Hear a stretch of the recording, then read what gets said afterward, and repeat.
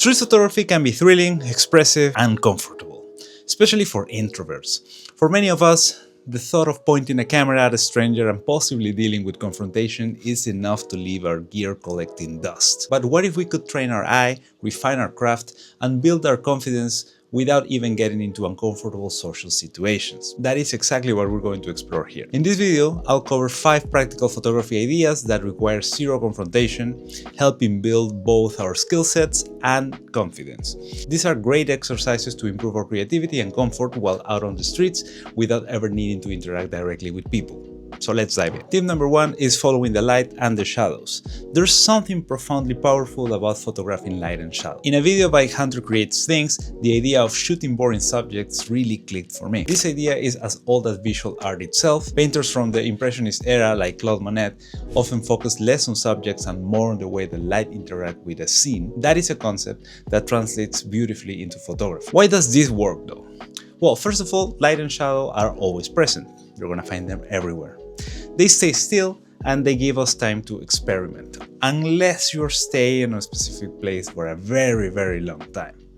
And last, and very important for this video, there is no risk of human confrontation. Even at home or at a short walk, we can study how sunlight filters through a window, how city shadows fall across walls, or how reflections change throughout the day. The subjects may feel mundane, but the focus isn't the object itself, it's how light shapes the scene. Whether it's a curtain blowing in soft sunlight or a harsh shadow split across the sidewalk, the drama comes from the lighting and not necessarily the object. This is a great way to take the pressure off and hone our eye for composition and contrast. So, give it a go. Point number 2 is seek abstract shapes, patterns, and silhouettes. Abstraction in photography teaches us to look beyond the obvious. Instead of chasing human subjects, we start to notice the elegance of repeating patterns, sharp silhouettes, or accidental geometry in everyday spaces. Here are a few examples to explore. Building facades with repeated windows or tiles, fences or grates casting long shadows, and silhouettes formed by trees, posts, or even broken objects. One creative challenge that reinforces this habit is finding shapes that resemble letters of the alphabet in the wild. This exercise, called the Alphabet Challenge, was mentioned in a video by The Photographic Eye. Can a staircase mimic the letter S? Can that alleyway angle resemble the letter L? It's a gamified approach to seeing the world differently.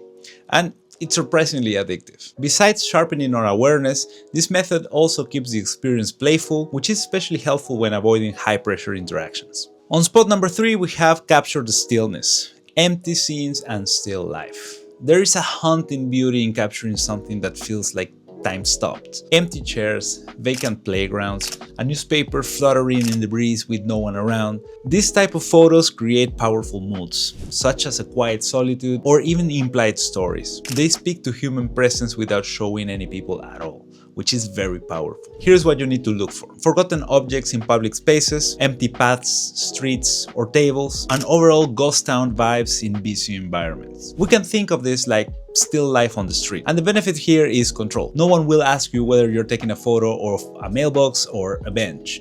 If someone does walk into a frame, it adds rather than subtracts, contributing contrast or unexpected emotion. Plus, this approach keeps us alert. We begin to interpret common surroundings as part of a narrative rather than just a background noise. Tip number 4 is architecture with a twist. Buildings are usually big, immovable, and not particularly confrontational, which makes them ideal subjects.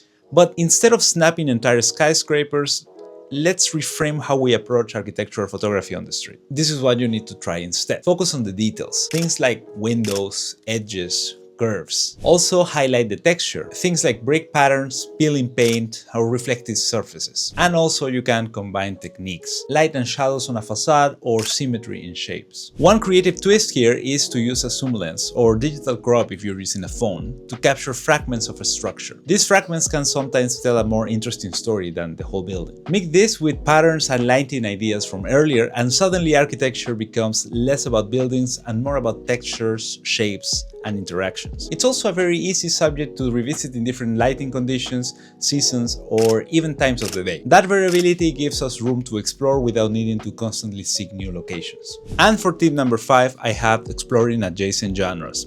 basically turning the street into something new. One way to get past the pressure of traditional street photography is to bend its definition. These are several genres that sit close to street photography and can even merge with it to create something fresh and confrontation-free. So here are some creative genre blends. First of all, urban wildlife photography. From pigeons to crows to stray cats to curious squirrels, wildlife exists all around us. The juxtaposition of nature against a man-made backdrop can create stunning visual tension. Whether it's a dog chasing a ball across concrete or a raccoon peeking from a dumpster, we're reminded that nature thrives even in chaotic environments. Next up, we have urban landscape. Take the camera up and high and zoom out.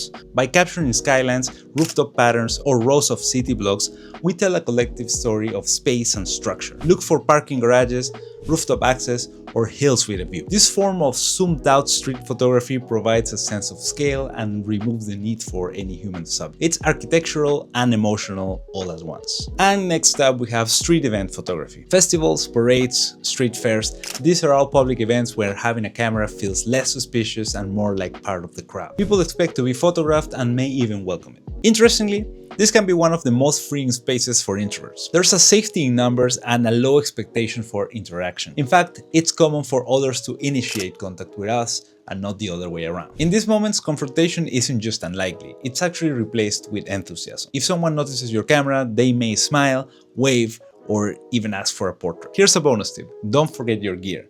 All the interaction and creativity in the world can fall apart if we forget something basic like batteries or memory cards, which has happened to me more often than not. That's why having a simple gear checklist is a lifesaver, especially when trying to reduce the stress while shooting. To help with that, I've created a simple packing list and a free template to make sure nothing essential is left behind. It's a simple way to remove one more obstacle between us and our photography. You can check how I did it and a link to the description in the video right here. So street photography doesn't have to be a battleground of awkward eye contact or personal space invasions. There are countless ways to develop our eye, expand our skills, and build our confidence without ever snapping a candid of a stranger. So let's recap the main questions I've addressed. Can we improve at street photography without interacting with strangers? Absolutely. Light, abstraction, architecture, and empty scenes are all rich sources of inspiration. Next up is how can we train ourselves to take better photos in everyday life? The answer to this is through creative exercises like spotting shapes, playing with light, and embracing adjacent genres like wildlife or event photography. And what about what's the one thing that we can do right now to reduce risk and increase our success?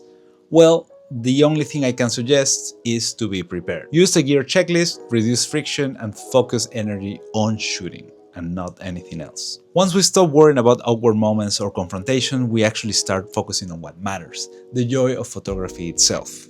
And that joy doesn't require any permission. See you in the next one.